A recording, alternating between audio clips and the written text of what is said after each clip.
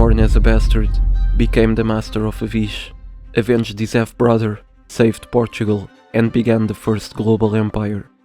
This was the life of João, the first king of Portugal's second dynasty.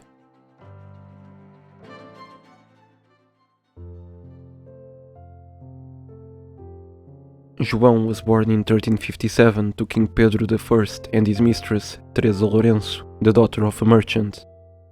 Aged 12, in 1364, his father appointed him as the master of the Order of Aviz. However, being an illegitimate child, he had limited contact with his father. Instead, he was raised by his maternal grandfather, occasionally visiting the royal court, where he developed a bond with his half-brother, also born out of wedlock, named Dom João. During the reign of King Fernando I, João's half-brother, in 1382, he found himself imprisoned in Évora and facing execution, a consequence of the intrigues orchestrated by Queen Leonor Teles at the time. Seeking aid, he turned to England, specifically appealing to the Earl of Cambridge, which resulted in his liberation. These tumultuous years of Fernando's rule were marked by devastating Portuguese losses to Castile in what became known as the Fernandine Wars. In 1383, Fernando passed away without a male heir, leaving his daughter Beatriz as the sole claimant to the Portuguese throne. Beatriz was married to King João of Castile, who promptly asserted his wife's right to the Portuguese crown. Resentment grew amongst the populace and nobility, who sought a Portuguese king. Thus, João, the master of Aviz, a popular figure at the time and already in his mid-20s, was seen as the obvious choice to face the Castilian aspirations. Still, the populace was divided in two, the supporters of João and Beatriz versus those of João. The Portuguese succession crisis unfolded over the next 2 years, with João rallying capable allies to his cause, notably the renowned Nuno Álvares Pereira, whose strategic prowess proved pivotal in repelling Castilian incursions. Despite João's large invasion of Portugal in 1384, culminating with the siege of Lisbon, he was forced to retreat due to a plague surge in his camp, which contaminated his wife. The siege showcased João's capability to defend the country, and in April 1385, the Portuguese court officially proclaimed him as the rightful king of Portugal. Undeterred, João launched another invasion in 1385, the largest to date, in a bid to claim Portugal. However, his 30,000 Castilian and Frenchmen were decisively defeated by a combined Portuguese and English army of 6,000 at the Battle of Aljubarrota. Following this resounding victory, much of Portugal rallied behind João, solidifying his claim to the throne. Thus, João I ascended as the undisputed ruler of Portugal, heralding a new era for the kingdom.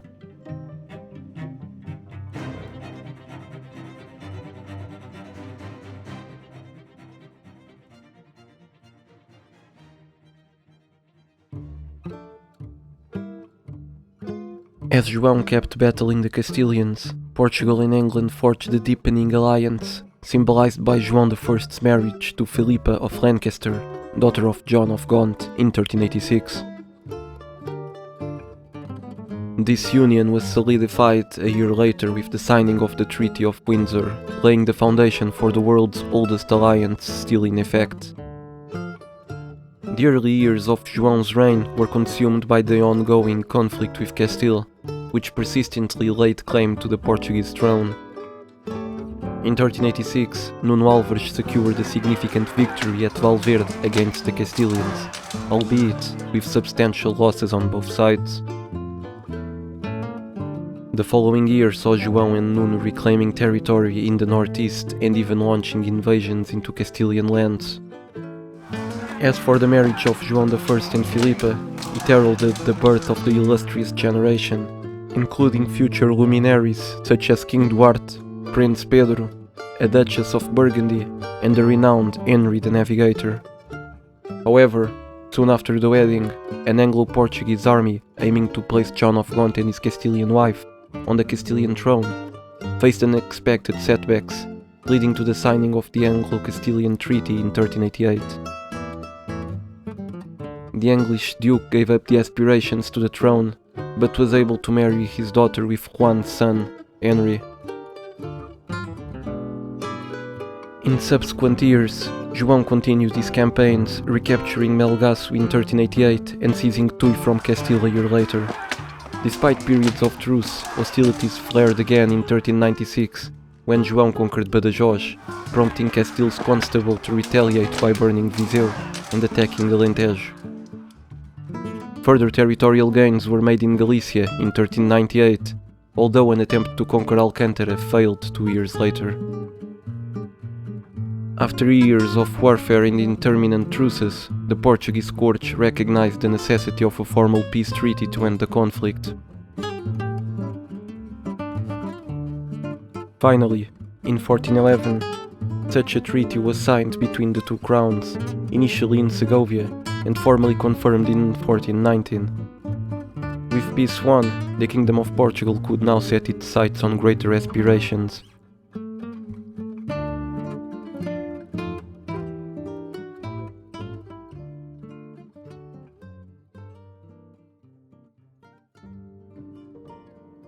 With the conclusion of the reconquest in Portugal by mid-13th century, many nobles sought new opportunities beyond the kingdom's borders.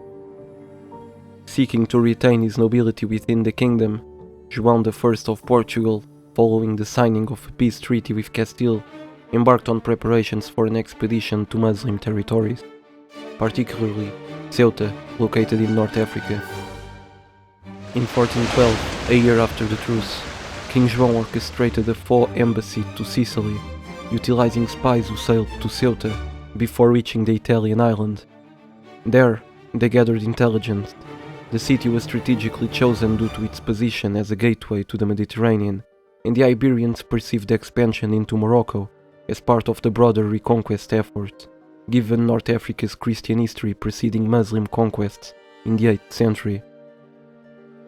However, urgency was paramount, as Castile also eyed the territory.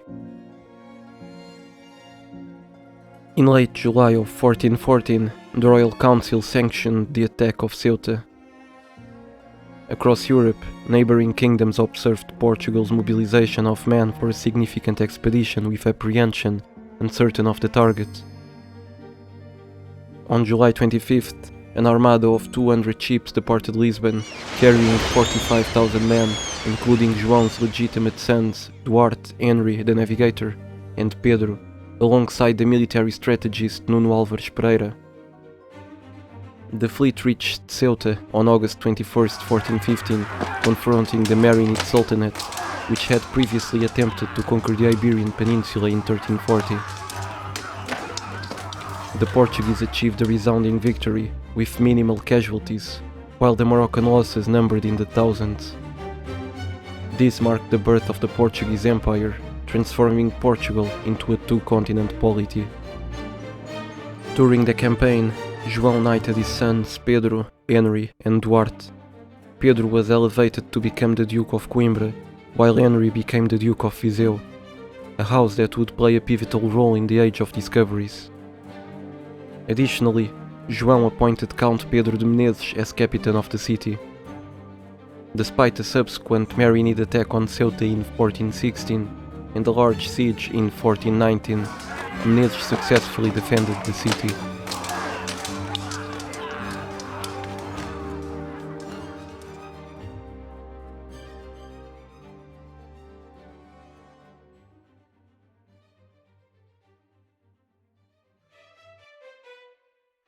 Maintaining Ceuta proved to be a significant economic burden, but its conquest held crucial importance in legitimizing both a bastard ruler and dynasty. However, João understood that military conquest alone would not suffice. To further solidify his dynasty's legitimacy, he recognized the necessity of forging marital alliances with powerful royal houses across Europe. Given the recent Castilian attempts to subjugate Portugal, João ruled out matrimonial ties with Castile. Instead, he strategically arranged marriages for his children. His son, Duarte, the future king, was wed to an Aragonese princess, while his daughter Isabel married Philip the Good, the influential Duke of Burgundy. The occasion of Isabel's marriage saw the establishment of the Order of the Golden Fleece, one of the most renowned chivalric orders in Europe. Additionally, Pedro was betrothed to the daughter of the Count of Urgel. While João diverged from the tradition of marrying Portuguese princes into the Castilian monarchy, his son João would eventually become the grandfather of one of Castile's most significant monarchs in history, Queen Isabella.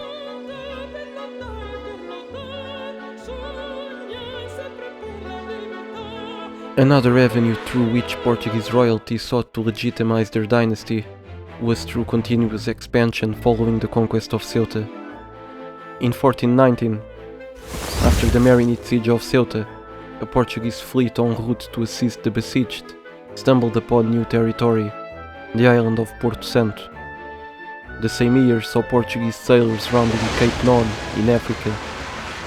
Subsequently, Madeira was discovered and settled.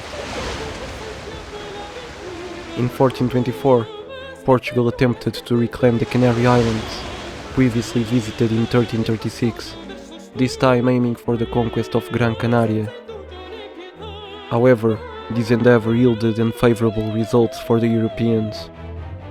In 1427, the king's pilot sailed further westward and encountered the first islands of the Azores, including Santa Maria and possibly São Miguel.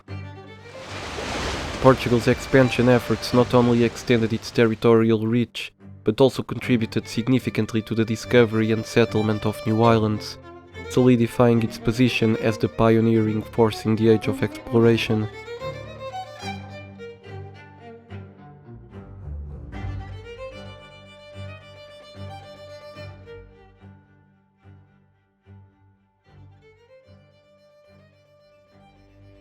As João reached the age of 70, the de facto rule of the country had already transitioned to his son Duarte, who had been overseeing matters of justice and finance since 1412. Finally, on August 13, 1433, at the age of 76, João passed away. He had reigned as king for an impressive 48 years, a tenure unmatched by any other monarch in Portuguese history. João's reign was defined by his commitment to securing Portugal's independence for over 2 decades against Castile, having ultimately safeguarded his kingdom's autonomy. He further solidified his dynasty's legitimacy through strategic marriages with influential royal houses and formalized the oldest alliance in history with England. Under his leadership, Portugal expanded its borders into North Africa, while also venturing into overseas exploration, reaching the archipelagos of Madeira and the Azores. When João ascended to the throne in 1385, Portugal was torn apart by internal strife and conflict with Castile. However, by the time of his passing in 1433, Portugal had established territories thousands of kilometers away from the European mainland. João's contributions endured long after his passing. The Portuguese Empire, the first of the European early modern empires, endured longer than any of its counterparts. The discoveries of the Azores and Madeira led to the establishment of territories that are integral parts of Portugal today. Ceuta remains under European sovereignty, and the alliance with England persists. Few monarchs in history have left such a profound and enduring impact as João I.